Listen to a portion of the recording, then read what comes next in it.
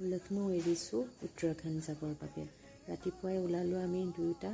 সেই তেনেকুৱাতে আমি ৰাস্তাৰ কাষতে এজন পুলিচ অফিচাৰক দেখিলোঁ আৰু পুলিচ অফিচাৰজনক আমি ৰৈ অলপ ৰাস্তাটোৰ বিষয়ে সুধিলোঁ, কোনটো ৰাস্তা ভাল হ'ব, কোনটো ৰাস্তাইদি গ'লে আমাৰ সুবিধা হ'ব। তেতিয়া তেওঁ আমাক এটা গাঁৱৰ ৰাস্তাৰ বিষয়ে ক'লে। সেই গাঁৱৰ মাজে মাজে গ'লে আমি এটা বেলেগ সোৱাদ পাম বুলি তেওঁ আমাক গাঁৱৰ ৰাস্তাটো দেখুৱাই দিলে যে আপোনালোকে মেপখনত ফিট কৰি দিছে, এই ৰাস্তাটোৱেদি গৈ থাকিব।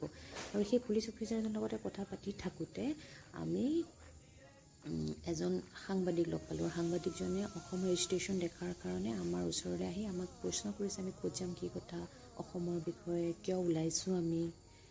आइए सामने भी आइए, सबको इनवाइट कर रहा है। जैसे हम लोग आ रहा है इतना मतलब देखने के लिए हम सोच रहे हैं आदमी को कोऑपरेट नहीं करेगा, इतना कोऑपरेट करता है इसी वाला।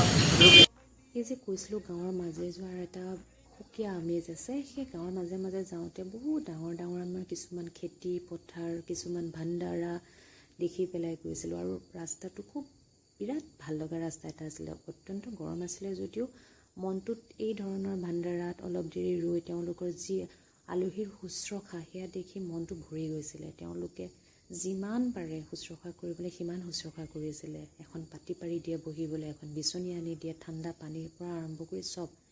সেই ভাণ্ডাৰাত খুৱাই আছিলে লিট্টি চৌকা। লিট্টি চৌকাটো বৰ টেষ্টি বুলি শুনিছোঁ, মই খোৱা নাই বাৰু। আমাক খুব জোৰ কৰিছিলে, কিন্তু খুব গৰম হোৱাৰ কাৰণে আমি দুয়োটাই নেখালোঁ।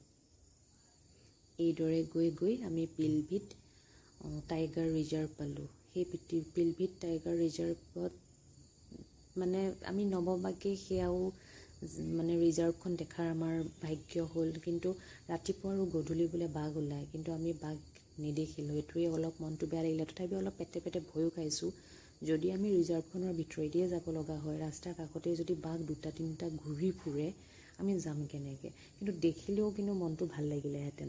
এনেকৈ গৈ এই টাইগাৰ ৰিজাৰ্ভখনেই হৈছে অলপ আধা পৰে আপোনাৰ উত্তৰাখণ্ডত আৰু আধা পৰে ইউ পিত। এই ৰিজাৰ্ভখন পাৰ হৈ আমি সোমাইছিলোঁ উত্তৰাখণ্ডলৈ।